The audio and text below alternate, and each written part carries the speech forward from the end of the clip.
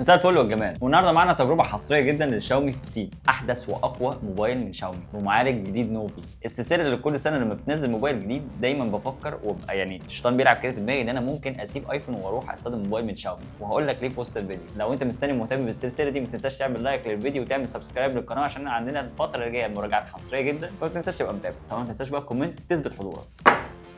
كفر جلد رايق جدا. وطبعا مش هنلاقي الموبايل عشان الموبايل اوريدي انا طلعته قبل كده وانا استخدمته. اللون بنفسجي فاتح كده، لا رايق.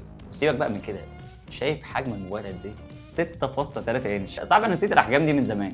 احجام النونه دي اللي بتبقى يا دوبك بتقدر توصل لزوايا الموبايل كلها بايد واحده. وكمان هتلاقي شاحن جوه العلبه 90 واط، علبه مليانه الصراحه. سعر الموبايل برده مش قليل، احنا بنتكلم في حوالي 640 دولار، يعني ما يعادل 31,000 جنيه مصري. وهتلاقي الاسعار ظاهره لك بالريال وكمان بالدرهم للناس اللي بتتابعنا من الخليج. وطبعا لو انت بتحب تشتري اونلاين الفتره دي فتره الشراء الاونلاين المناسبه جدا بسبب عروض بقى البلاك فرايداي والجمعه البيضاء والكلام ده. فهسيب لك روابط الشراء تحت الفيديو في الديسكربشن لافضل عروض موجوده حاليا، وكمان اكواد خصم تقدر تستخدمها هتديك خصم اضافي وهتدعمني جدا. وكمان في كود خصم سبيشال لحبايبنا اللي بيشتروا من الخليج تستخدموه هيرجع لك كاش باك بقيمه 10%. مبدئيا الديزاين يعني مفيش اصغر من كده، 6.36 انش ده حجم الشاشه. موبايل بص الحواف البيزل صغيره جدا، ده من اصغر الحواف اللي شفتها او اللي عملتها شاومي عامه، يعني يعتبر مفيش حواف.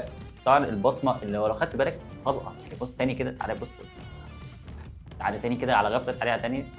هي طبعا مكانها عالي شويه، المفروض انا دايما متعود على البصمه هنا، بس هي عالي شويه. يعني انت باين دلوقتي بص مكانها فين، بس بص طلقه ما بتجليش بصراحه. دي اول حاجه لاحظتها مثلا في الموبايل. تاني حاجه طبعا ان انا قادر اوصل لحواف الموبايل بايد واحده من اي حته. انا كنت نسيت الحوار ده يا جدع، مقارنه مثلا بال 16 برو ماكس ده 6.9 انش. يعني بص طبعا الخامات محترمه جدا، ظهر من الازاز مصنفر مش بيلم بصمات كتيره، عندك حواف من الالومنيوم. كمان توزيع الانتينات دي دايما من الحاجات اللي بلاحظها في موبايلات شاومي مؤخرا. ادي 1 2 3 4 5 وهنا 6 7 انتنات مش 8. حلو، ده عدد مش قليل. كمان عندك الموبايل بيدعم واي فاي 7 وكمان بلوتوث 5.3. بس انت لو لاحظت ان مفيش اي ار سنسور ومفيش مايك اضافي لعزل الضوضاء، مفيش مدخل 3.5 مللي، الحاجات دي فين؟ كده مفيش مدخل 3.5 مللي، لكن الاي ار سنسور والمايك الثانوي لعزل الضوضاء كل الحاجات دي فين؟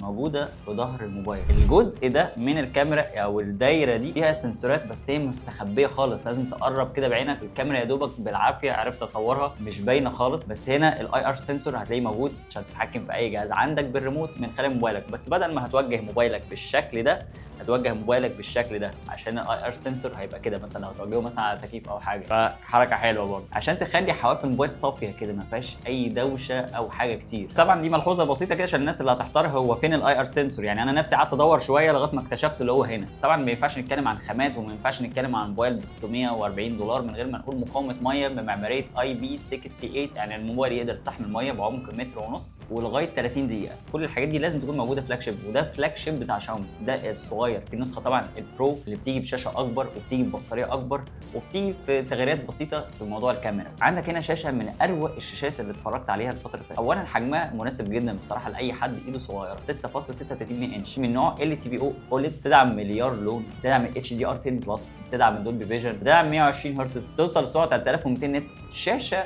تحفه. وطبعا اللي محليها ان هي اولا ممكن تكون مناسبه لناس كتيره اللي هي مش كيرفد، عشان في ناس بتحب الشاشات الفلات وهي مسطحه تماما. ويمكن انا مش بحب الشاشات دي، بس حجم الموبايل ملفت جدا. ان حجم الموبايل يكون في ايدك كده في قبضه ايدك وقادر تتعامل معاه بشكل كويس بايد واحده، ده عظيم جدا. وكمان الوان الشاشه والكونتراست مش طبيعي، الشاشه الوانها حلوه جدا، والاسود اسود. الشاشه زوايا الرؤيه حتى فيها لما تجيب الموبايل يمين وشمال ممتازه. كل شاشه جامده زي دي لازم تدينا تجربه العاب حلوه. تجربه الالعاب لازم بروسيسور محترم. ده تقريبا اول موبايل ينزل فيه البروسيسور ده، دي الحركه بتاعت شاومي كل سنه. ده السناب دراجون 8 اليت، حاجه كده ليفل الوحش. معالج جديد من سناب دراجون قوي جدا، 3 نانومتر، جبار في الاداء بتاعه بصراحه. النسخه معايا ب 256 جيجا و12 جيجا رام، والنوع الذاكره الداخليه يو اف اس 4.0 فصاروخ. كمان الموبايل ده بيجي بواجهه شاومي الجديده الهايبر او اس 2.0 واللي اسرع واسلس بكتير من الهايبر او اس اللي اوريدي كانت سلسه ومبنيه على اندرويد 15 الاندرويد الاحدث حاليا. الموبايل طلقه سريع جدا، يعني بفتح اي تطبيق بيفتح بسرعه، في سرعه كده مش طبيعيه في النظام ده او في الواجهه دي. الواجهه سلسه ومليانه انيميشن، بس انيميشن مش رخمه،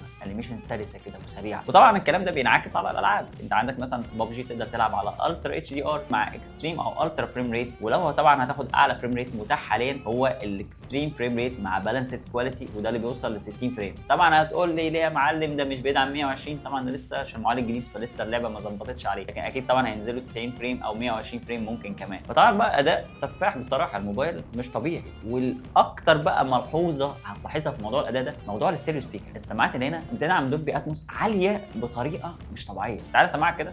عادل زي الميزان مع الضعيف قصاد ميزان، زي الهرم مثير للجدل، عجزك وفي اي زمن هالتمن يدفع لي. جامد. بروفايل الصوت نفسه نظيف، في تريبل وبيس كده نضاف، يعني مثلا مفيش ديستورشن بيحصل مثلا وانت معلي الصوت على الاخر. بصراحه الصوتيات هنا جامده جدا. فبحل تجربه الالعاب اللي انا بقدر مثلا احدد وانا مثلا بلعب ببجي، اللي جاي مع يميني بقدر احدد اللي هو جاي من مثلا الصوت من السماعه اللي تحت، اللي جاي مع شمالي جاي من سماعه المكالمات. وطبعا اخدت جيم جامد جدا بس ما عملتش كيلات كتير المره دي، بس كده كده كسبت الجيم. كان معايا سكواد جامد بصراحه. هسيب لك شويه لقطات منه.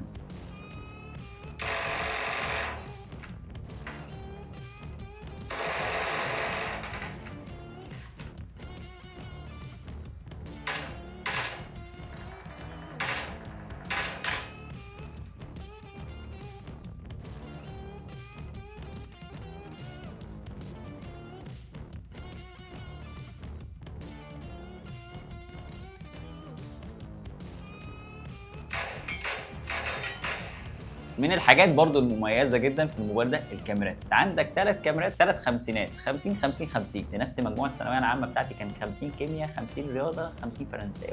كنت بقفل اللعبه يا صاحبي، عيب عليك. الكاميرا الاساسيه بتيجي فتحه العدسه 1.6، بتدعم الاو اي اس، بتدعم الليزر اوتو فوكس. كاميرا جامده جدا وبتصور كمان فيديوهات 8K 30 فريم او 4K 60 فريم. وعندك الكاميرا الثانيه 50 ميجا بكسل برضو بس فتحه العدسه اضيق شويه، ودي اللي خاصه بالتيلي فوتو، تخليك تقدر تعمل 3 اكس اوبتيكال زوم من غير ما تخسر اي كواليتي. والكاميرا الثالثه ال 50 ميجا بكسل الاخيره هي الالترا وايد الخاصه بالتصوير الواسع. والكاميرا السيلفي 32 ميجا بكسل برضو بتقدر تصور فيديوهات 4K. وبرضو في خاصيه هنا سلو موشن، انت تقدر تصور فيديوهات 1080 لغايه 960 فريم، وتقدر توصل ل 1960 فريم، لكن هتخسر كواليتي، هتقدر تصور ب اتش دي بس مش فول اتش دي. طلع صور ممتازه، لا ممتازه، شاربنس. وكمان طبعا الكاميرات هنا من لايكا، فطبعا عندك اللوك بتاع لايكا، بس الصوره بتطلع شارب جدا. الموبايل ده بتطلع شاربنس مش طبيعي. وانا بصور كده قارنته مع ال 16 برو ماكس، اخدت شويه صور مثلا بالكاميرا الخلفيه، وخاصه اخدت في كذا بعد بؤري سواء 1 اكس او 2 اكس او كمان 5 اكس. ال 5 اكس بالذات انا كنت منبهر من نتيجه الشاومي 15. الموبايل كان بيطلع صوره تقارن بالايفون، شاربنس ووضوح بقى والوان وكونتراست. بصراحه كنت منبهر بنتيجه ال 5 اكس بصراحه، والصور فيها شاربنس محترم. الكاميرا كانت مدياني نتائج تقارن بالايفون بجداره يعني. طبعا ممكن يكون اللوكات مختلفه ما بينهم، والتعامل مع الالوان والوايت بالانس طبعا مختلف عشان ده سوفت وير وده سوفت وير، وده بيعدل بالجوريزم وده بيعدل بالجوريزم تاني خالص. ولكن الاساسي في الصوره ان يكون فيها تفاصيل عشان اقدر حتى اعرف الونها. يمكن الفرق يبان شويه في السيلفي. السيلفي طبعا السكين تون بتاع الايفون يعني بصراحه لا يعلى عليه، يعني بيطلع صوره يعني حلوه. الشاومي بيطلع صوره شارب جدا. ممكن يكون السكين تون مش الافضل، ولكن تقدر طبعا تلعب في الكلام ده، ولكن الصوره بتطلع شارب، لا شارب جدا.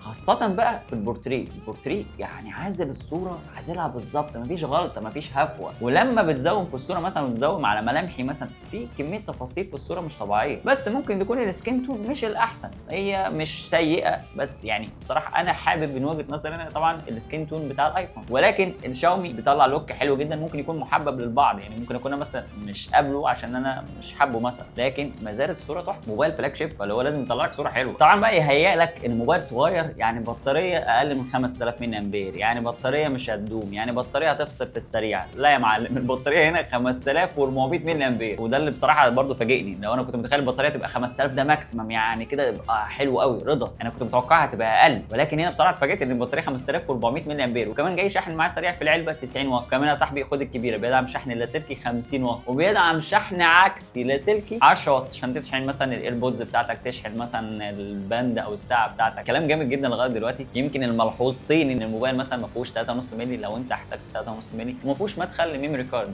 يعني مش هتقدر تزود المساحه. ولكن عندك مثلا كل السنسورات موجوده، NFC موجود، جايروسكوب سنسور موجود، بروكسيميتي سنسور موجود، بصمه تحت الشاشه، التراسونيك سريعه طلقه. عندك كل حاجه في الموبايل. الموبايل فلاج شيب امتياز، دعم مقاومه ميه وغبار، معالج جديد لسه نوفي لسه نازل السوق، اقوى معالج حاليا تقريبا من سناب دراجون. فبصراحه الموبايل ده بسبب حجمه دايما انا بقارنه مع الايفون. يعني بص بص ده تهمه، بص عامل ازاي. وحشني حجم الموبايلات الصغيره، الموبايل انا اقدر استخدمه بايد واحده ما ابقاش متضايق. بعاني شويه عشان اوصل للحواف بتاعه الموبايل، يعني عارف انت بتيجي انزل بقى الموبايل لتحت كده وازحلقه، لكن هنا مجرد بس كده هات الموبايل كده وشكرا، انا وصلت لحواف الموبايل. حجم الموبايل حلو، وزنه حلو، شكله حلو، ديزاينه حلو، اداؤه حلو. الموبايل بصراحه عاجبني. مش عارف، قولوا لي في الكومنتات اخد التجربه واجرب كده، يعني انقل من ايفون لشاومي مره واحده كده ولا اعمل ايه؟ شاركني برايك تحت الفيديو في الكومنتات، وهل انت ممكن اصلا تعملها وتيجي في دماغك لو موبايل بيقدم لك مواصفات زي اللي انا اتكلمت عليها في الفيديو دي، هل هتبقى كفايه وكفيله بالنسبه لك ان انت تنقل مثلا من ايفون وتجرب شاومي؟ هل انت لسه شايف مثلا لا يا عم لا ما يستاهلش الكلام ده؟ بس بصراحه انا شايف الموبايل صفقه كويسه جدا، الموبايل فعلا بيقدم مواصفات جامده جدا، سعر كويس جدا، انت تعتبر الفئه المتوسطه العليا اللي هو 640 دولار، يعني 31000 جنيه او 32000 جنيه مصري، وهتبقى صفقه كويسه جدا، وهتبقى ماسك فلاج شيب بنص سعر الفلاج شيب. المهم شاركني برايك تحت في الكومنتات، هل بتتفق معايا في الكلام ده ولا لا؟ وطبعا ما تنساش تستخدم اكواد الخصم لو انت بتشتري اونلاين، هتدعمني جدا وكمان هتاخد خصم اضافي. وطبعا لو مش مشترك لازم تشترك عشان اشوفك على خير في الفيديو الجاي. سلام.